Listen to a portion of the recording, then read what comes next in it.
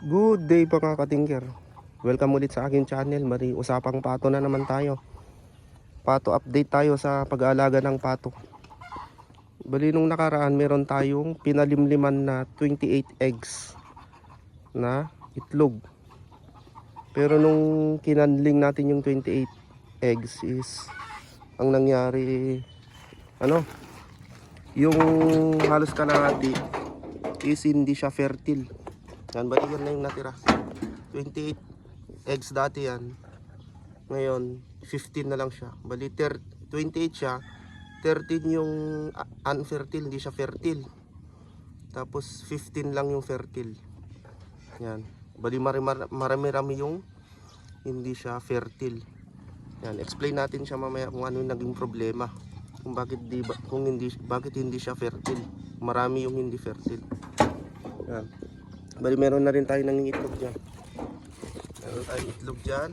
At meron din dun sa kabila. Dahil kinolekta natin yung dun sa kabila. Yan, bali ito. Yan, ito naglilimlim na yan dito sa kabila. Ito, naglilimlim na yan. Pero ito, tsaka yung doon sa kabila, kinokolekta natin yan. Bali dalawang pato ulit yan.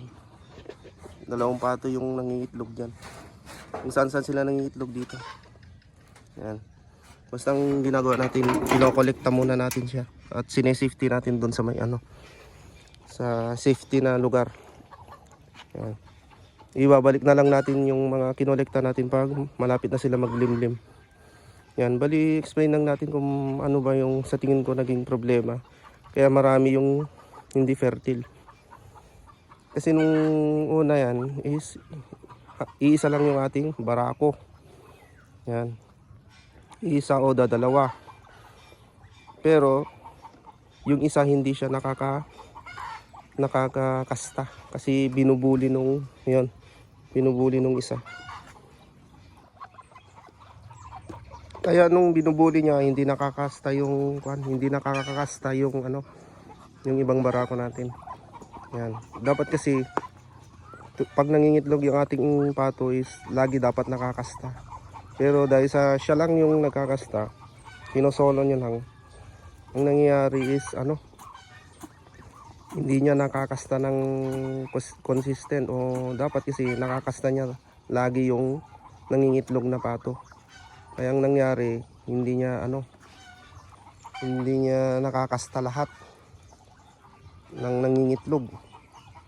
Kaya yung mga ibang nangitlog is hindi fertile yung kanilang nilabas na itlog. Yan. Dapat kasi pag nangingitlog talaga ang pato, lagi dapat nakakasta.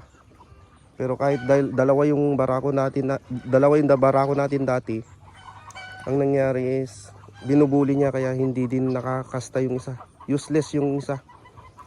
Kaya ang ginawa natin is tinali natin yung bully na pato para makakasta yung dalawang barako natin, yung isa tsaka ito.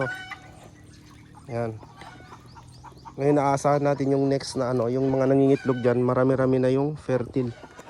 Yan. Kaya the best talaga yung gagawa tayo ng mga kulungan na 5:1. Isang barako tsaka nasa 5 ang kanyang asawa. Yan, bawat kulungan. The best yung ganun. Gagawin to natin yun pag meron tayong budget na panggawa ng kulungan. Pero ang ginagawa lang muna natin, tinatali muna natin to tuwing umaga lang natin pinapakawalan. Pag hapon na tinatali na natin para sa gabi ito naman yung kumakasta. Hapon hanggang gabi, hanggang umaga ito yung kumakasta. Ito naman sa umaga naman siya makakasta yan. Kaya yun yung ginawa natin para makakasta din tong dalawa. Yan.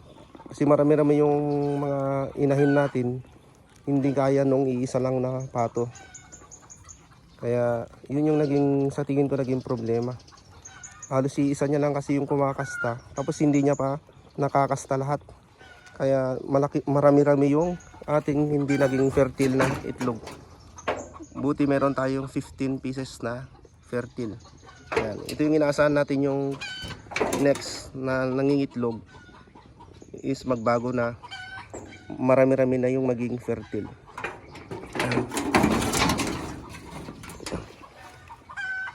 At saka baguhan din kasi itong ating mga inahin na magiging inahin. Itong mga pato natin baguhan mangitlog itong mga to.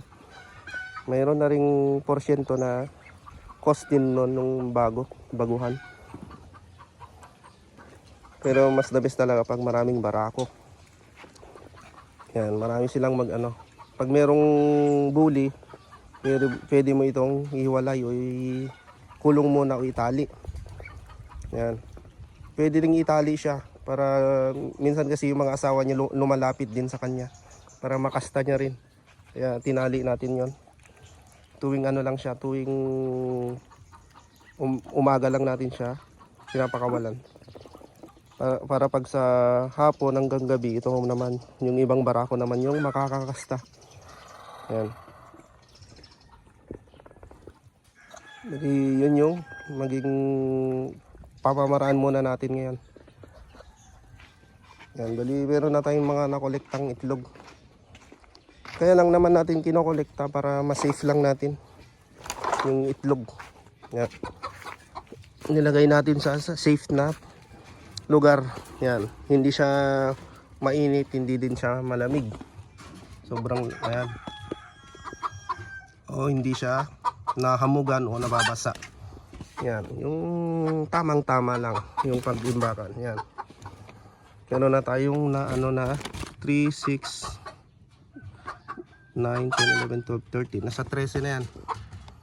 Pag malapit ng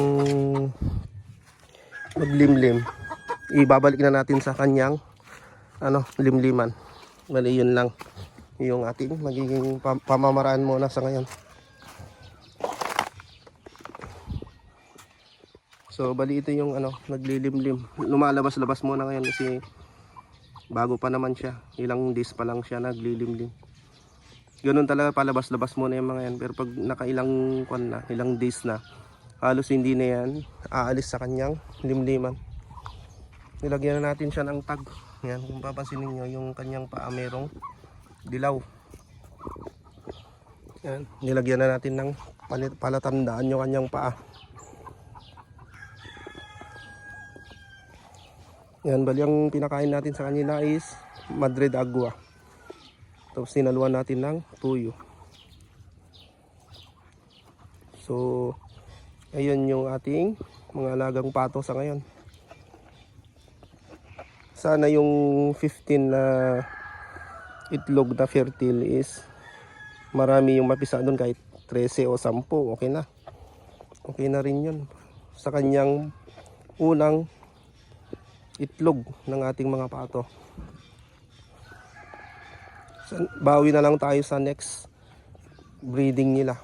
Doon sigurado malaki ang porsyento na maganda na yung kanilang magiging itlog.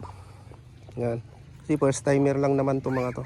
Kumbaga practice pa lang sila. Sa susunod na breeding, siguradong medyo magaling na sila yakang-yakan na nila mag-breed. Kumbaga yung mga ating mga barako at yung mga inahin is alam na nila yung ginagawa nila. Magaling na sila mag-alaga. O yung mga technique. Kasi siyempre kumbaga sa tao yan, yung bagong ina, medyo hindi niya pagamay ang pagiging ina. Kung paano ang pagbubuntis, parang gano'n. Di ba? Parang sa tao lang yan. Kaya sa next is alam na nila mas mapapabuti na yung kanilang pag-breed.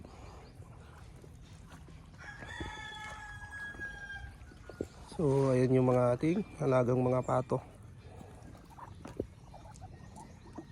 So yun lang, maraming salamat ulit.